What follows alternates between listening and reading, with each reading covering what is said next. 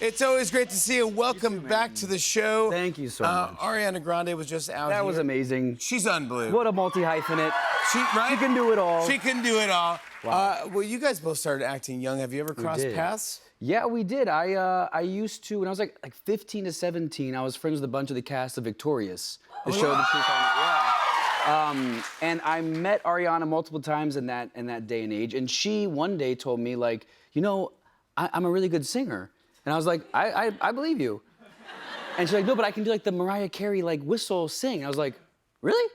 And she's like, yeah, watch. And brrr, does the whole like dolphin voice sounding thing. And I was like, you're very good. Yeah, I'm gonna be a singer too. I'm like, I believe you. Wow. Cut to Ariana Grande. Yeah, So one it of was the just biggest like, pop stars. Yeah, she was right. Wow, that's a great story. Yeah, it's great. It's been 10 years I was looking at since the Hunger Games ended. The trilogy. Yeah. We've recently had Jennifer Lawrence on. We've had Liam Hemsworth on. Do you stay in touch with those guys? The Holy Trinity. Now you have me. Now I have you. Exactly. We do. Pack complete. Now yeah, we do. You know, it's like, obviously people have kids and then you're shooting movies all over the world. So it's like not all the time. But whenever we do, it's like we drop right back into the same thing. It's like no time has passed at all. What do you remember about it? Just, was it fun? I remember just like utter chaos. It was. Was it chaos? It was. I'm still shocked because every now and then I'll see clips from like the Hunger Games, and I'm just like, I can't believe we made that movie. As in, like, we actually got through the days because of like the nonsense that happens with Jen and Liam and me and Woody. It's just like, it's a miracle that we made any days. Really, yeah. But it was Jennifer like, Lawrence is fun, man. She's super fun, and it's like, for me, that was my college in ways. It was like 4 years. 18 to 22, didn't learn anything. Yeah, there you go. Yeah. Useless degree. Yeah. I didn't go into debt though. Okay, well there you go. See, That is a positive. That's the only thing that's That not. is a positive. That's a positive. Yeah. But it's been fun now because I'm kind of getting to create some really great bonds with the new cast from I Love LA, which is just like a lot of fun and kind of like my new adult grown-up version of the college experience. Yeah, well, you have I Love LA, but you also have this huge horror franchise. Five Nights at Freddy's 2 is coming out. That's right. This is. I wanted to show you something. A year ago, Esquire wrote this article, and they said, "Is this the beginning of the Josh Hutcherson Renaissance?" Are you in the middle of a renaissance right now? I can confirm that I feel like in a little bit of a renaissance. Wow! All right, this is exciting. A little baby renaissance. I mean, really, you're doing comedies, you're doing horror movie franchise. I mean, what else you got for me? What else you got? Yeah, what do you? What did you want? Yeah, what else you want me to do? Twirling I can sing. You can twirl. Can't sing. You can't. Yeah, no, that's Can't all. do that, no. We're happy with what you're doing. No musicals. Okay, we're good. loving Okay. what you're doing. All right, good. Five Nights at Freddy's was great. People loved it. It was a giant, massive box office hit. And I heard that the fans said they wanted this to be even scarier, and so you upped it and made it scarier. Yeah, I think that, you know, the diehard fans of the game, it's a scary-ass game, and I feel like the first movie was a scary-ish movie, so we wanted to like step it up and make it a scary-ass movie. So that's what we I did. see. It's all been like cranked up. It's a lot more jump scares. It's darker, more intense. It's great. Do you get freaked out when you see your co-stars? Dear God. Exactly. You know, no. I'll tell you why.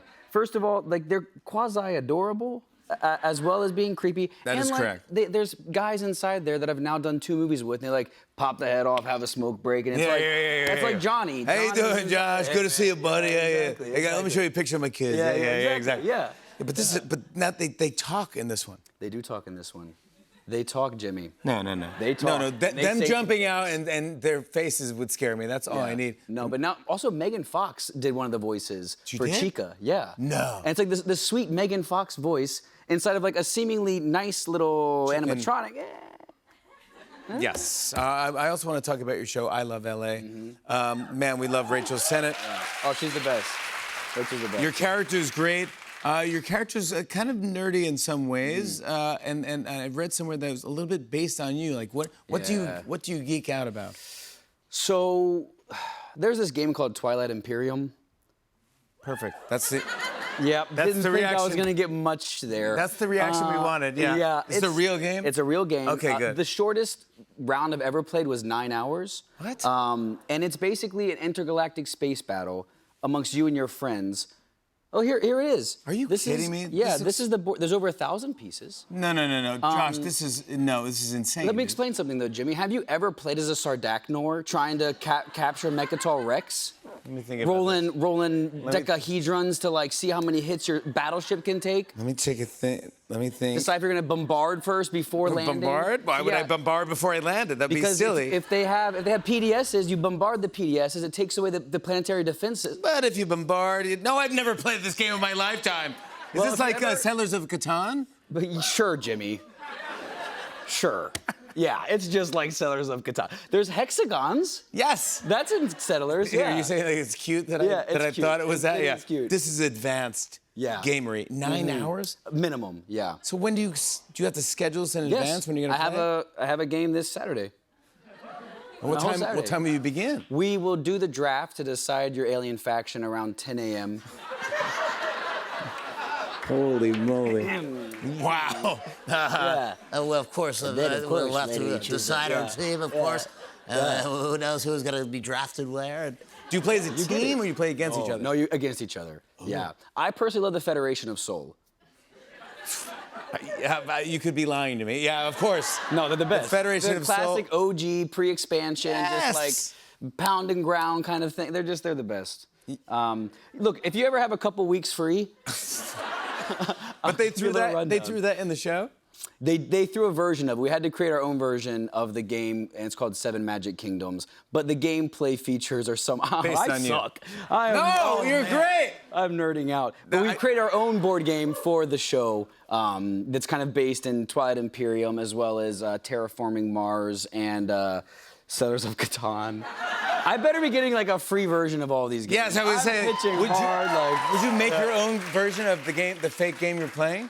Oh, that could be cool. If you get some brains involved and all these people get together and go, because you can make a game based on your fake game. Totally could. And make a real I'll be game. the face of it. I won't be like designing it. Why not? But You I'll know how to happily, play. Like, hi, Right. my name's Josh. Yeah, and I love this game. I love this board game. Yeah, exactly. Yeah. And how's Rachel Sennett? Rachel's amazing. She's a genius. She's She's a comedic. She is so funny. She writes everything. She acts. She does everything. she wears all the hats, and it's crazy because like she's got such a singular, amazing vision for what she wanted the show to be. And she brought a bunch of friends together, a bunch of amazing actors, amazing writers and directors to kind of bring this thing to life. And she like soars at every element of her job. And I'm so lucky to be a part of it. You guys got chemistry. You're great together. Yeah, How do we describe what I Love LA is about? It's kind of like, I would say, almost if Entourage and Girls like had a little baby. I agree. With some like Seinfeld sprinkled in it. That's like a the great. comedic I stuff, like that right? description. Yeah. That is exactly what it is. Yeah, so it's That's- kind of like a friend group in Los Angeles who's trying to navigate becoming famous, managing fame. And my guy is the Spanish teacher boyfriend. Yeah. Pretty low key, Pretty chill low-key. dude. And then the series just goes wackadoodle crazy. Yeah, it's Yeah. fun. I want to show a Yeah. clip. Here's Josh Hutcherson in I Love LA. Take a look. Really? You don't have to worry about me. The dads at school, they love me. You know, you say like, hey, you see the new season of Reacher, and then they just go on, and it's great. Okay, but Dill, Jeremy is not like the dads at your school with love. He is a big music producer. So Okay. you have to talk to him about that. I told Alyssa that you're a songwriter too. Mike, What? no, please. You are. I wrote one song one time for Miss Atwell's second graders. Trash, trash, pick up your trash. Trash, trash, pick up your trash. Yeah, it's amazing. It's a banger. And it worked. They pick up their trash, okay? So lean into that. Come on now. Josh Hutcherson, everybody. You can catch a new episode of I Love LA every Sunday at 10:30 p.m. on HBO and HBO Max. We'll be right back with a performance from Snowcap. Stick around.